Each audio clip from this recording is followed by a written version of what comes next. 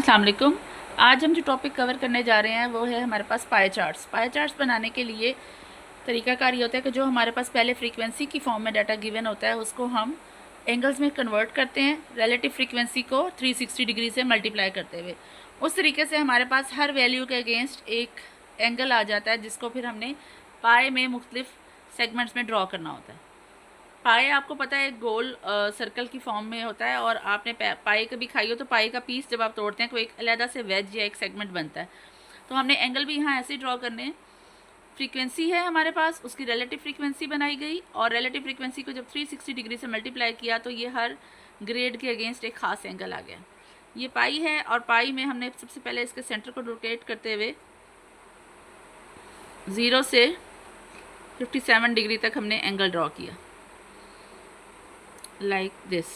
ये हमारे पास सेंटर है, और ये हमारे पास ये 55 और ये 60 के बीच में मैंने लाइन ड्रॉ की है जो कि 57 पे जाके ड्रॉ हो रही है। ठीक है, ये लाइन ड्रॉ हो गई। नेक्स्ट एंगल है हमारे पास 100.8 का।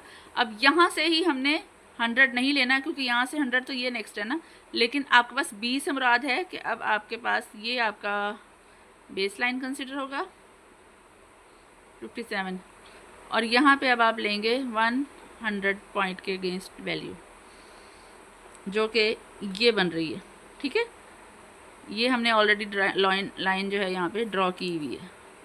ठीक है, नेक्स्ट है आपके पास 129। अब नेक्स्ट के लिए आप क्या कंसिडर करेंगे, इस 100 वाली लाइन को अपनी बेस लाइन कंसिडर करें। यहाँ पे ये डॉट पे आ गई, और नेक्स्ट है आपके पास 129, तो ये आ गया 100 और ये 120 और ये 130 के बीच में यहाँ पे कहीं पे। तो ये लाइन अब आपकी आएगी लाइक दिस ओवर हेयर।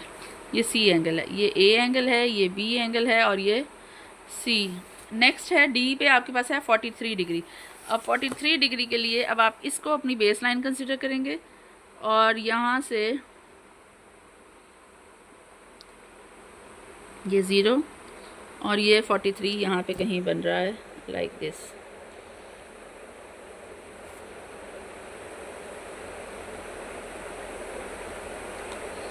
और नेक्स्ट है आपके पास 28.8 डिग्री। तो अब जब आप इसको कंसिडर करेंगे अपनी बेस लाइन 0 लाइक दिस, तो ये देखें ये आपके पास राउंड अबाउट 30 के करीब बन रहा है ये एंगल, जो कि आपका 28.8 यानी कि 29 डिग्री है। तो ये आपके पास डी है और ये आपके पास ई है।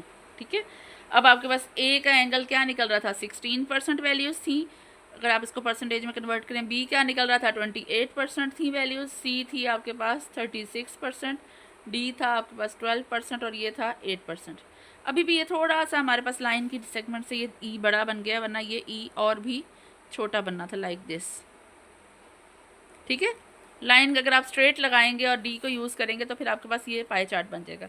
This is a pie chart for the grades and frequency या मार्क्स जो आपकी क्लास के स्टूडेंट्स के थे, 25 स्टूडेंट्स के। सेम ऐसे ही यूज़ करते हुए नेक्स्ट एग्जांपल है हमारे पास कि कार्बन डाइऑक्साइड की एमिशन जो होती है मुख्तलिफ कंट्रीज़ के प्लांट्स में, वो किस तरह से होती है। अब ये मुख्तलिफ कंट्रीज़ हैं और उनकी जो कार्बन डाइऑक्साइड की एमिशन है millions of metric tons of carbon. अगर आपने इसको पर पर्सन आप देखें तो पर पर्सन हर इंसान जो कार्बन डाइऑक्साइड जो एमिट कर रहा है वो ये अमाउंट है। हर कंट्री की वैल्यू को लेते हुए हमने जब उसको एंगल में कन्वर्ट करेंगे, इसको टोटल लेके इसका इस 360 से मल्टीप्लाई करेंगे इसकी रिलेटिव फ्रीक्वेंसी को, तो हमारे पास एंगल आ जाएंगे, और उसको जब हम ड्रॉ करेंगे तो वो हमारे पास ऐसे पाई चार्ट बनेगा कि आपके पास मुख्तलिफ कंट्रीज़ की जो कार्बन डाइऑक्साइड जो है वो एमिट हो रही है वो कैसे ड्रॉ हो रही है। नेक्स्ट है हमारे पास एग्जाम्पल कि एक कंट्री के रजिस्टर्ड वोटर्स जो हैं उसमें 25% डेमोक्रेट्स हैं, 25% रिपब्लिकन हैं, 50% जो है इंडिपेंडेंट है। Make a pie chart showing the breakdown of party affiliation. अब हमारे पास क्या है, कंट्री है, तो अगर आप पहले सर्कल को देखें तो सर्कल का पूरा हाफ जो है वो इंडिपेंडेंट 50% लोग हैं, और उसका फिर हाफ आप डेमोक्रेटिक को ले रहे हैं और 25% दे रहे हैं रिपब्लिकन को। तो ये इसका पाई चार्ट बनेगा। इसमें भी आपको डी यूज़ करने की ज़रूरत नहीं है क्योंकि 3 मेजर फिगर्स हैं और वो तीनों जो हैं बाइफरकेट करने की है, हाफ द सर्कल और सेमी सर्कल और फिर 1/4 ऑफ द सर्कल कर लें इसको डिवाइड। इसी तरह से हम पाई चार्ट को यूज़ करते हैं अपने डाटा को प्रेजेंट करने के लिए, जैसे कि पिछले वीडियो में मैंने आपको बताया कि हिस्टोग्राम और लाइन चार्ट यूज़ होता है मुख्तलिफ डाटाज़ के लिए।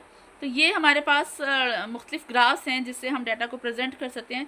एक और इम्पॉर्टेंट ग्राफ जो है वो टाइम सीरीज़ डाटा पर डिपेंड करता है। ये तो हमारे पास वैल्यूज़ और फ्रीक्वेंसी पे डिपेंड करता है। एक और जो ग्राफ हमारे पास डिपेंड करता है वो होता है टाइम सीरीज़ ग्राफ, और टाइम सीरीज़ ग्राफ डिपेंड करता है टाइम पे। हमारे पास रेगुलर इंटरवल्स ऑफ टाइम पे वैल्यूज़ रिकॉर्डेड होती हैं, जैसे कि फ्रीक्वेंसी कर्व बनाते हैं हम फ्रीक्वेंसी का और एक्स वैल्यूज़ का, तो यहाँ पे हम उसके नंबर ऑफ़ वैल्यूज़ का मुख्तलिफ सालों पे या मुख्तलिफ घंटों पे, मुख्तलिफ डेज़ पे, मुख्तलिफ मौसमों पे जो भी हमारे पास टाइम इंटरवल्स होंगे वो हम एक्स एक्सिस के अलॉन्ग लेंगे और वाई एक्सिस के अलॉन्ग हम उसकी वैल्यूज़ लेंगे। अब ये होमिसाइड्स का था डाटा, होमिसाइड रेट जो था मुख्तलिफ सालों में अमेरिका में ये रहा है।